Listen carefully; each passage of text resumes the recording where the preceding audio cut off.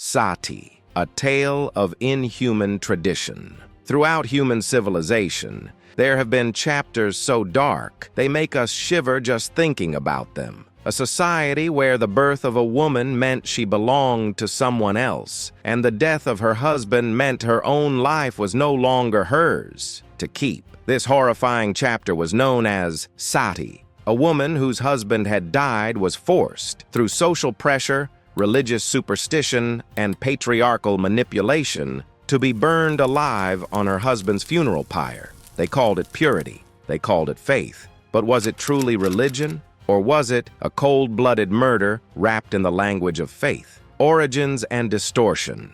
The exact origin of the Sati practice is lost in time. But as early as the 4th century BCE, when Alexander the Great came to India, he recorded seeing such a custom. The word Sati comes from the name of the goddess Sati, daughter of King Daksha and wife of Lord Shiva. When her father insulted Shiva, Sati couldn't bear the humiliation and set herself on fire. From that myth, a terrible misconception took root, that a virtuous wife should follow her husband in death to prove her purity. Yet, nowhere in Hindu scriptures does such an order exist. Many sacred texts actually honor widows, granting them dignity and the right to live again.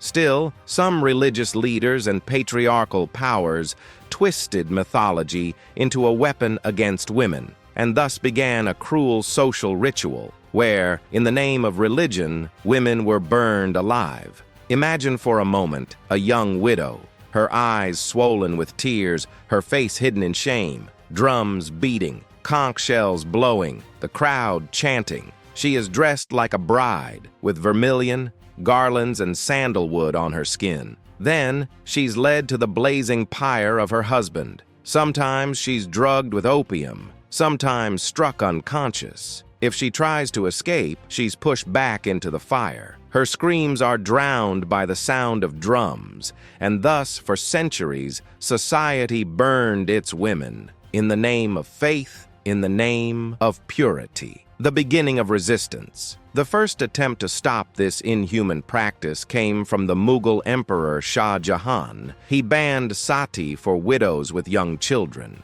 But in distant villages, the fire still burned. The British rulers, too, remained silent at first, fearing that interfering might spark a religious rebellion. Then, in 1799, a courageous Christian missionary named William Carey began campaigning against sati. He appealed to Governor-General Lord Wellesley, but nothing changed. And then came a visionary from Bengal, Raja Ram Mohan Roy. In 1812, he began a social revolution. He spoke out boldly. This is not religion, this is murder disguised as devotion. In 1821, he wrote a pamphlet titled A Dialogue Between an Advocate and an Opponent of the Practice of Burning Widows Alive. With reason and compassion, he proved that sati was against both Hindu scripture and humanity itself. Abolition and victory. In 1828, Lord William Bentinck became governor of Bengal. Ram Mohan Roy appealed to him. This cruelty must end, make it law.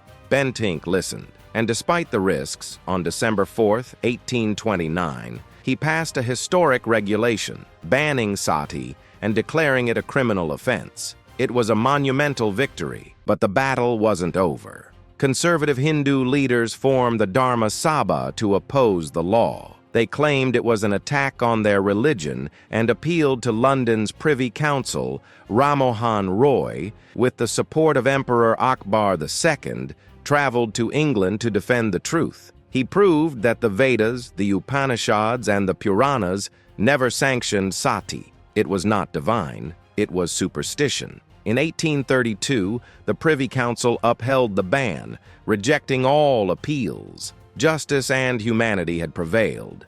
In recognition of his courage and wisdom, Emperor Akbar II bestowed upon him the title Raja Ram Mohan Roy, though it took decades for the flames of sati to die out completely. From those ashes rose a new dawn of human dignity and reform. Today, when we speak of women's rights, education, and equality, we must remember that this path was carved through fire, tears, and sacrifice. The Sati system is now history, but its memory reminds us no religion, no tradition, no law can ever stand above humanity. The truest religion of humankind is humanity itself.